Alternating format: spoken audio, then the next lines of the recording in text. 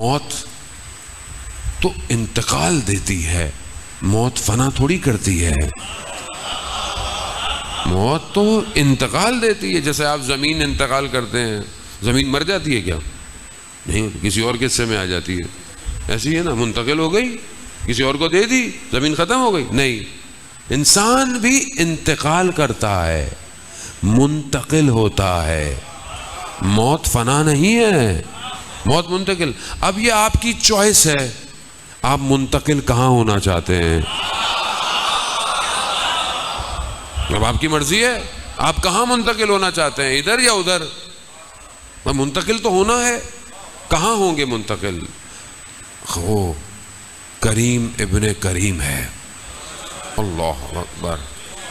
آیت اللہ مظاہری بیان کرتے ہیں کہ ایک مداح سلام مرثی نوح پڑھنے والا اس سے اس بات کو بیان کرتے ہیں کہ وہ جہاں یہ سلام وغیرہ پڑھتا تھا مرثی نوح، وہاں پر جس امام بارگاہ میں مسجد میں خادم تھا، جیسے یہاں پہ بھی لوگ ہوں گے، اور اس کا کام تھا چائے پلانا.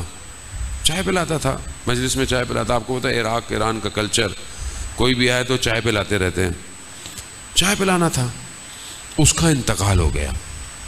یہ مداح کہتا ہے کہ ہم اس کی قبر پہ گئے اور ہم نے اس کی قبر پہ کہا کہ ساری زندگی تم نے یہ کام انجام دیا ہے، تو تم ہمیں بتاؤ تمہارے حال کیا ہیں. 2 دن بعد کہتے ہیں وہ خواب میں آیا اور اس سے پوچھا تو وہ کیا حال ہے. کہا باغوں میں رہ رہا ہوں. کہہ رہا ماجرا کیا ہے؟ کہا امام نے کہا جو تم نے ساری زندگی ہماری نوکری کی ہے، یہ اس کے بدلے میں تھوڑا سا ہے. اس کے بدلے میں اصل تمہیں ہم قیامت میں دیں گے. اصل ہم تمہیں، خوبی تو عالم برزخ ہے نا بھئی. موت یعنی انسان جب مرتا ہے تو جب تک قیامت نہیں آتی ایک اور عالم ہے، اور اس عالم کا نام عالم برزخ ہے. انسان اسی کے اندر رہتا ہے. اب جس کی جیسی زندگی اس کا برزخ ویسا ہی ہے. اب وہ کہتا ہے کہ امام کی خدمت کی. امام نے کہا تمہیں کہا ماجرا کیا ہوا؟ کہا جب مجھے مر گیا، میری پہلی رات تھی، تو میرے سرہانے امام حسین علیہ السلام تشریف لائے ہیں. اللہم صلی علی محمد. کہا امام تشریف لائے اور امام نے مجھے کہا مشہدی علی، تم نے اپنی زندگی میں 12,427 چائے کے کپ پلائے ہیں.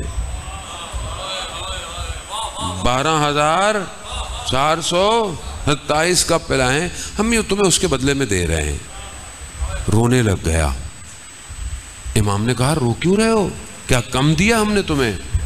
کہا نہیں مولا، اگر مجھے پتا ہوتا آپ اتنا دقیق ملاحظہ رکھتے ہیں تو ہر شخص کو میں اپنے ہاتھوں سے چائے پلاتا. یعنی معاملہ کیا ہے؟ معاملہ اس دنیا سے باہر اس عالم میں پہنچا ہوا ہے. یہ ہے امام. آسان نہیں ہے، لیکن اگر ان کی نگاہ ہو جائے تو بڑا آسان ہو جاتا ہے. آپ ماشاءاللہ جوان بیٹھے ہوئے ہیں، زیادہ تر جوان ہی ہیں. بزرگ بھی ماشاءاللہ جوان ہی ہوتے ہیں، لیکن بہرحال جوان تو جوان ہی ہوتا ہے. اپنی جوانی میں اپنے امام کو پہچانیں. کیونکہ امام کو جوانوں کی ضرورت ہے. جوانوں کی ضرورت ہے. اگر آج ہم اپنے امام کو نہیں پہچانیں گے تو کون پہچانے گا؟ امام کے لیے کوئی مسئلہ نہیں تھا کربلا میں، کوئی مسئلہ. وہ خدا جو حضرت اسماعیل کے لیے جانور بھیج سکتا ہے مگر امام حسین کے لیے نہیں بھیج سکتا. کیوں؟ کیونکہ اسلام اس موڑ پر آ گیا تھا کہ خون کی آبیاری کی ضرورت تھی. خون سے اس درخت کو آبیاری کرنی تھی کیونکہ بقا اسی میں تھی. اب ان لوگوں نے اپنے امام کو پہچان لیا تھا جو امام کے پاس آئے. ہم جو ہر سال امام کو یاد کرتے ہیں اور یہ 2 مہینے 8 دن تو ہم مسلسل یاد کرتے ہیں, اس کے علاوہ بھی ہم یاد کرتے ہیں امام کو. ہمارا اپنا بھی کوئی مر جاتا ہے تو بھی ہم مجلس امام حسین ہی رکھتے ہیں. وجہ کیا ہے؟ تاکہ بار بار اس مقصد کو پہچانے جس مقصد کے لیے امام کربلا آئے.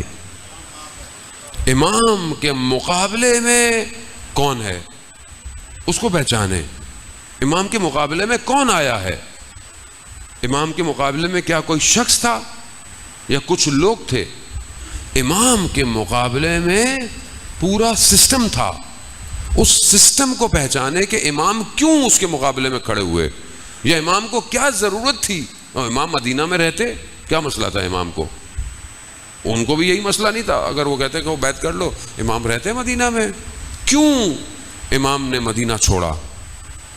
وجہ یہ تھی جو سامنے سسٹم تھا وہ اتنا کرپٹ ہو چکا تھا, یا یوں کہیں کہ اگر وہ سسٹم چلتا رہتا تھوڑے عرصے تو پوری انسانیت برباد ہو جاتی, پوری انسانیت. اور وہ جو محنت تھی 1,24,000 پیغمبر کی, وہ ختم ہو جاتی ہے. کیونکہ سامنے جو آیا وہ فرعون, شداد, نمرود, حامان, جتنے بھی سسٹم تھے ان سسٹم کی آخری کڑی تھی, آخری کڑی تھی. خوب ظاہر ہے تھوڑا سا تو ذہن پہ آپ کو زور دینا پڑے گا عزیزان محترم, وہ سمجھنا تو ہے نا. جب تک آپ کو سسٹم نہیں سمجھ آئے گا امام کیسے سمجھ میں آئے گا آپ کو؟ آپ صرف ایک طرف کی چیز سنتے ہیں اور گھر چلے جاتے ہیں. اسی لیے آج ہم اس سسٹم کو نہیں پہچان پا رہے. کیوں سسٹم آیا؟ ہر وقت یہ سسٹم کیوں آیا؟ فرعونیت کیوں آئی؟ کیونکہ اللہ کا ہادی ہے ادھر. 250 سال یا اس سے زیادہ فرعون نے جو ہے وہ کس کا اپنے آپ کو کہا, نا ربکم الاعلی, میں سب سے بڑا رب ہوں, میں پالنے والا ہوں. اس کو اپنا سسٹم چاہیے تھا, اس سسٹم کو حاکم کرنا تھا. اس سسٹم کی اپنی کوالٹیز تھیں, خوبیاں تھیں, نقصانات تھے. خوبی تو کوئی بھی نہیں تھی اس کے اندر, سب اس کی کیا تھی, اس کی صفات کیا تھی کہ جوانوں کو ذبح کر دو, بچوں کو ذبح کر دو, مردوں کو ذبح کر دو, عورتوں کو زندہ رکھو, لوگوں کو قبیلوں میں بانٹو تاکہ غلام بن سکے. سسٹم تھا پورا. سسٹم کے مقابلے میں اللہ نے اپنے نمائندے کو بھیجا, اور اس سے پہلے کہ اللہ کا نمائندہ آتا فرعون کو یہ پیغام پہنچا دیا گیا. کیا پیغام؟ کہ ایک بچہ پیدا ہونے والا ہے. اب یہ اللہ کا نبی پیدا ہو رہا ہے, یہ کس کو پتا ہے کہ اللہ کا نبی پیدا ہونے والا ہے؟ اس کا مطلب ہے کہ یہ سسٹم آسان نہیں ہے, سسٹم بہت مضبوط ہے, یہ سسٹم بہت سٹرونگ ہے. خوب, لیکن اللہ اپنے نظام کو لے کے چلتا ہے. اللہ نے بھی حضرت موسیٰ کو فرعون کے گھر میں ہی بڑا کیا. یعنی تم جتنی بھی پلاننگ کر لو, تم پورے خطے کو پچھلے 20 سال سے گھیرے میں ڈالا ہوا ہے. پورے خطے کو کیوں ڈالا ہوا ہے؟ کیوں اس پوری بیلٹ پر جو ہے وہ ہزاروں میل کا سفر کر کر دنیا کی طاغوتی نظام اپنی حکومت کرنا چاہتا ہے؟ کیوں کرنا چاہتا ہے؟ کیوں؟ کیونکہ ان کو بھی کسی نے بتایا ہے ایک اسی خطے میں آنے والا ہے.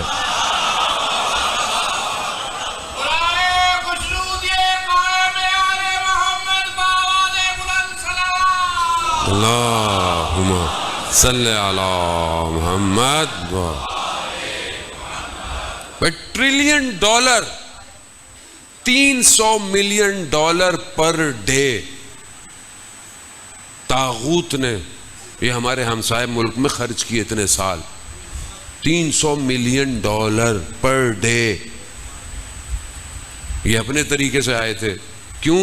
کیونکہ پورے خطے کو کور کرنا ہے, اپنی حکومت کرنی ہے, اپنا نیٹ ورک بچھانا ہے. کیوں بچھانا ہے؟